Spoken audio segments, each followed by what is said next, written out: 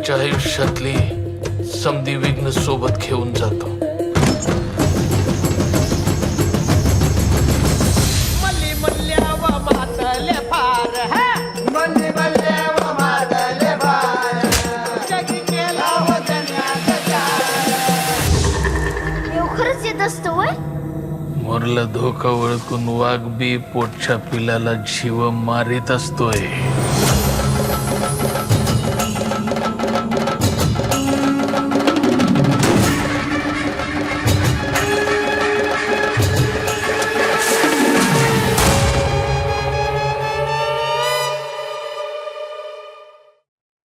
नमस्कार. या आठवड्यात मी जो मराठी चित्रपटाचा रिव्ह्यू करतोय तो आहे गोंधळ. हा चित्रपट बघा, थिएटरमध्ये जाऊन बघा. ओके, हा लहान मुलांसाठी नाही आहे. ओके, हा मोठ्यांसाठी आहे आणि हा खूप खूप ग्रिपिंग, इंटरेस्टिंग आणि अतिशय नवीन असा हा चित्रपट आहे. काहीतरी वेगळं या चित्रपटात तुम्हाला बघायला मिळतं. याची सिनेमॅटोग्राफी असू दे, याची स्टोरी टेलिंग असू दे, खूप खूप छान. एक रात्रीच्या ह्याच्यामध्ये हा चित्रपट केलेला आहे. रात्र आहे, रात्री गावात गोंधळ आहे आणि गोंधळामध्ये इंटरेस्टिंग पात्र आहेत आणि याच्यात काहीतरी घडतंय, काहीतरी घडणार आहे. याबद्दल हा पिक्चर आहे. याची सिनेमॅटोग्राफी अप्रतिम केलेली आहे. ॲक्चुअली खूप छान कोरिओग्राफी केलेली आहे दिग्दर्शकाने. ज्या पद्धतीत कॅमेरा त्या गोंधळाच्या वातावरणामध्ये मूव्ह होतो. एका जागेवरनं दुसऱ्या जागेवर जातो आणि कसं. एका अशा गावामध्ये ही गोष्ट घडते जिकडे लाईट नाही. तो सगळं दिव्याच्या प्रकाशातच सगळ्या गोष्टी चालू आहेत आणि मस्त, मस्त पिक्चर आहे. सस्पेन्स थ्रिलर आहे. एवढा ग्रिपिंग आहे, की तुम्ही तुमच्या खुर्चीशी धरून राहता. 2 तासाचाच पिक्चर आहे आणि तुम्ही हा चित्रपट नक्की पाहावा असं मी तुम्हाला सांगेन. या पिक्चरमध्ये ॲक्टिंग सुद्धा सगळ्यांनी देशमुख खूप, खूप, खूप खतरनाक ॲक्टिंग केलेली. किशोर कदम तर अप्रतिम आहेत. आपल्या सगळ्यांना माहितीच आहे आणि ते जरा सुद्धा आपलं कॅरेक्टर सोडत नाही. म्हणजे एकही असं कॅरेक्टर नाही आहे या पिक्चरमध्ये ज्यांनी वाईट ॲक्टिंग केलेली आहे. प्रत्येकाने आपल्या रोलला जस्टिस केलेलं आहे. एक फक्त चंगू-मंगू आहेत मध्ये, पण ते कॅरेक्टर्स तसं होतं. बट जेवढे जेवढे कलाकार या चित्रपटाचे आहेत, म्हणजे मराठी चित्रपटाचा दर्जा किती चांगला आहे आणि किती चांगला असू शकतो याचं एक खूप चांगलं उदाहरण आहे. किशोर कदम मी सांगितलं, इशिता देशमुख अप्रतिम काम आहे आणि छानच म्हणजे अगदीच नऊवारी असताना सुद्धा एका काय म्हणतात त्याला, एका बाई काय करू शकते याचं छान तिने हे केलेलं आहे. निषाद भोईरनी खूप छान काम केलेलं आहे. पाटलाचा पोरगा आहे तो आणि तो ॲटिट्यूड, तो माज आणि ती खूप खूप छान पद्धतीत काम केलंय त्यांनी. योगेश सोहनीनी पण खूप छान काम केलेलं आहे.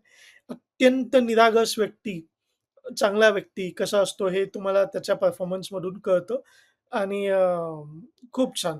अनुज प्रभूनी पण खूप चांगलं काम केलंय आणि खास करून सुरेश विश्वकर्मा. आता सुरेश विश्वकर्माला आपण गावच्या पाटीलाच्या भूमिकेत खूप वेळा पाहिलेलं आहे.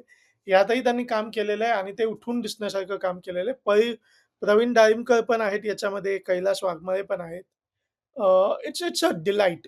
मी नक्की सांगेन की तुम्ही हा चित्रपट बघा. आपल्या गर्लफ्रेंडसोबत, आपल्या बायकोसोबत.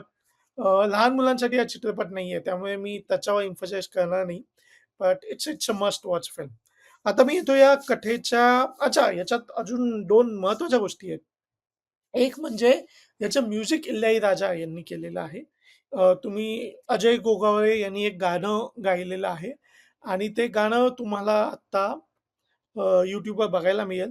अ, क त्याच्यावर स्ट्राईक येऊ शकतो म्हणून मी ते गाणं टाकू शकत नाही. पण मी लिंक डिस्क्रिप्शनमध्ये नक्की टाकीन. अ, बघा, गाणं एकदाच येतं मध्ये आणि ते तुम्हाला धरून ठेवतं. आता मी येतो या चित्रपटाच्या कथेकडे. जसं मी तुम्हाला सांगितलं, की कथा ही 24 तासाचीच आहे. लग्न झालं एका जोडप्याचं. ते लग्न झाल्यानंतर गोंधळ घातला जातोय आणि तो दिवस हा आहे. अ, ज्या मुलीचं लग्न होतंय, तिच्या इच्छेविरुद्ध तिचं लग्न होतंय.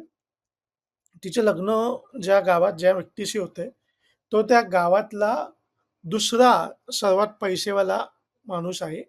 त्याच्या मुलाशी लग्न होतंय.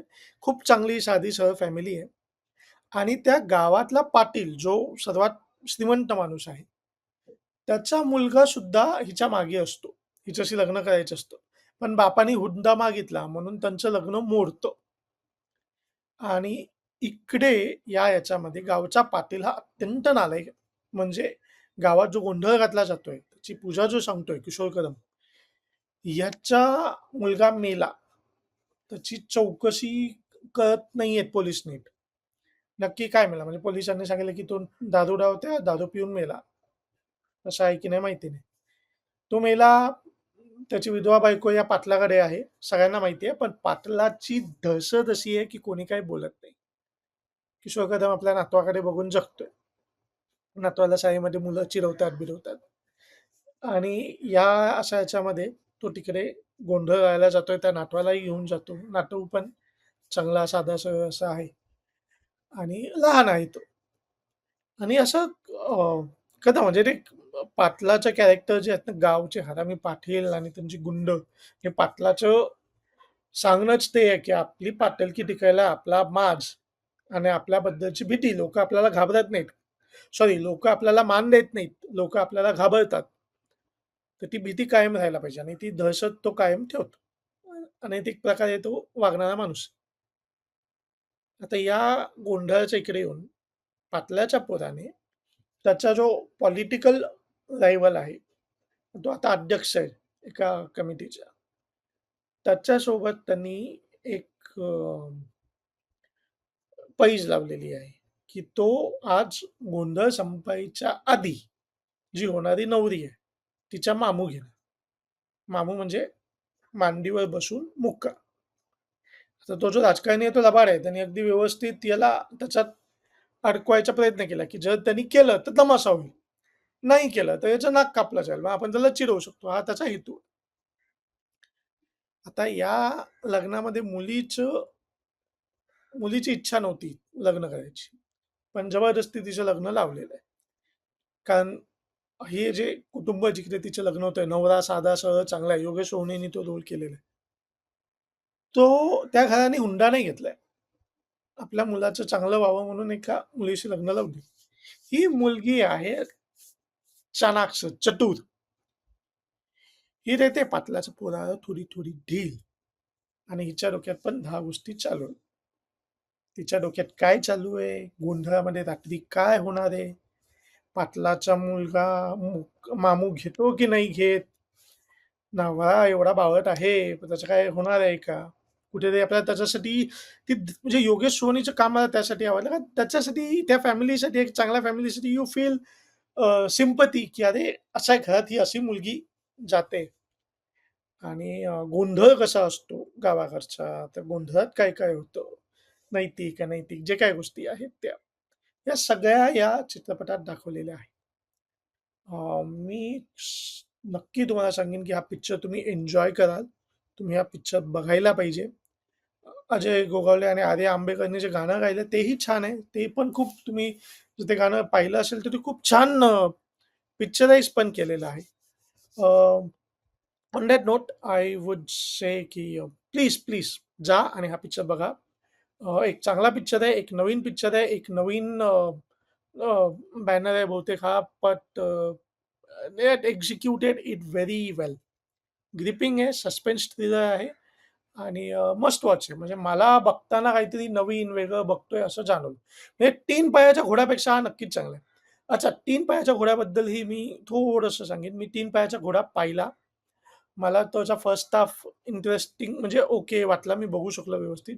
सेकंड हाल्फ ग्रिप घेत होता, इंटरेस्टिंग होत होता, मस्त जात होता. पण त्याचा क्लायमॅक्स काय मला जमला नाही. त्यामुळे मी त्याचा रिव्ह्यू ॲक्चुअली मी केला नाही, कारण मी खूप उशिरा पाहिला. मला बघायचा होता तो, पण काही कारणास्तव पोटासाठी काम करता मला तो रिव्ह्यू करता आला नाही.